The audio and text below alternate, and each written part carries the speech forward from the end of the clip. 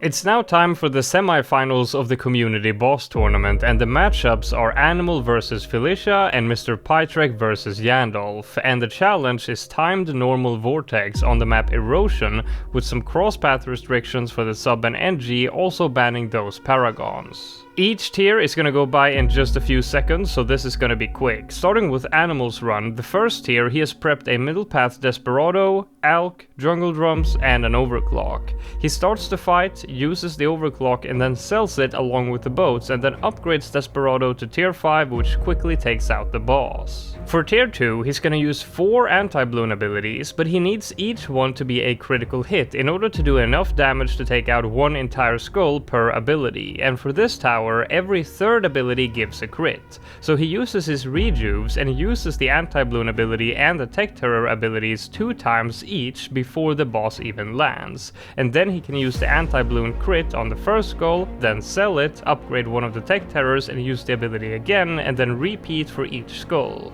For tier 3, he's got a Paragon Spike Pile to insta-kill the first skull, and then he will use the Ace Paragon Carpet Bomb ability to take down the next 2 skulls, and then finally the Tag Paragon Meteor ability to insta-kill the final skull. For the 4th tier, it's the same thing again, but this tier he has rebuilt all 3 paragons to higher degrees, so they have enough damage to pull off the same style kill once more. For the final tier, he's gonna use the same paragon abilities again, except the Ace is now an even higher degree, plus this time he's got a Temple, TSG, debuffs and a lot of buffed snipers plus a Ray of Doom for extra damage.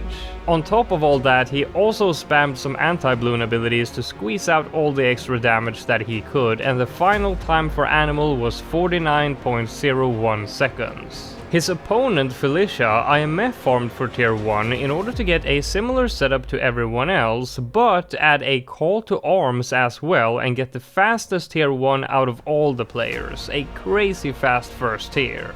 For tier 2, the first skull is taken out using buffed spike factories and debuffs, while the remaining 3 skulls is taken out using 3 anti-Bloon abilities plus an overclocked tier 5 Desperado to make up for the fact that Felicia doesn't rebuy the anti-Bloon, so not every ability will be a critical hit.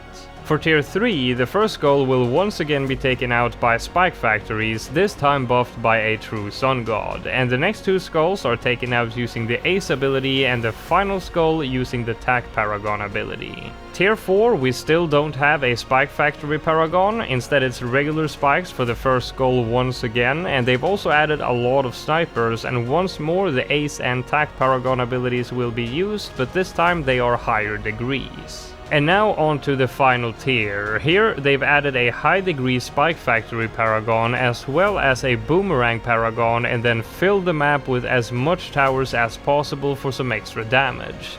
This resulted in a final time of 47.83 seconds, so Felicia ended up beating Animal and moving on to the grand final. Amazing job to both players and congratulations to Felicia for the win. Now on to MrPietrek vs Jandalf. MrPietrek got an overclocked tier 5 Desperado for tier 1 as well, along with a Jungle Drums and a tier 4 Alk to buff it. For tier 2, he takes out the first skull with spike factories, and then for the rest of the skulls, an anti-Bloon, a tier 5 Desperado and a couple of tier 4 Desperados, all overclocked. For tier 3, he's added the Ace Paragon and the Tac Paragon for their abilities, and once again he's got a lot of spikes and Desperados for everything that the Paragons can't take down using their abilities. On tier 4, it's the same 2 Paragons being used again, but this time even higher degrees, and he's added a lot more regular towers for damage, filling up the entire map with spikes, Desperados and snipers, each with a lot of buffs. And now on to the final tier. Now he's added a Spike Factory Paragon and the Wizard Paragon as well, and he's also got a strong Ace and Tac Paragon, and then he gets the Ninja Paragon during the round so that it won't throw the first sticky bomb onto a regular Moab, and then he gets the Boat Paragon as well. This all resulted in the fastest tier 5 kill out of all the contestants and a final time of 49.03 seconds for MrPietrek.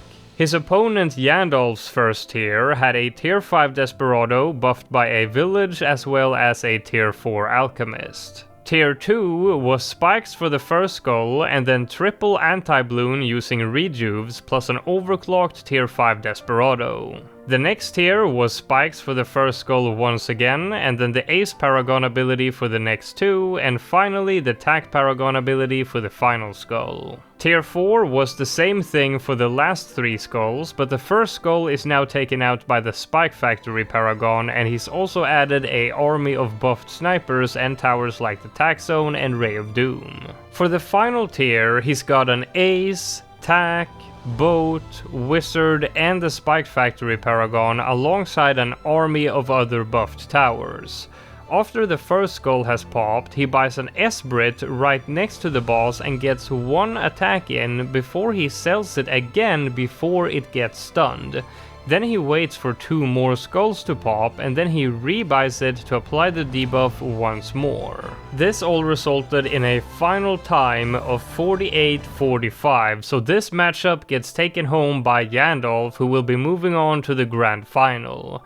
Great run by both players, and congrats to Jandalf for the win. So now we only have one more video to go on the community boss tournament, Felicia versus Jandalf in the grand final, and we do have the next challenge out already, and it's gonna be timed elite dread bloon on the map Polyphemus. This is gonna be the only round that's gonna have actual modifiers, and they're pretty nuts. 1000% bloon speed, 200% Moab speed, 67% Moab health, 250% boss health, and 50% ability cooldowns, as well as a lot of starting lives and starting cash. The restrictions will now apply for the whole game and not just when the boss is on screen, and there are a few crosspath restrictions and some hero bans, 1 second of penalty is ignored, and finally, once a paragon has been used for one tier, it is no longer allowed to be used again for later tiers. So this is gonna be a very original round. It did end up being timed as I predicted, because that's what makes the most sense for this kind of tournament,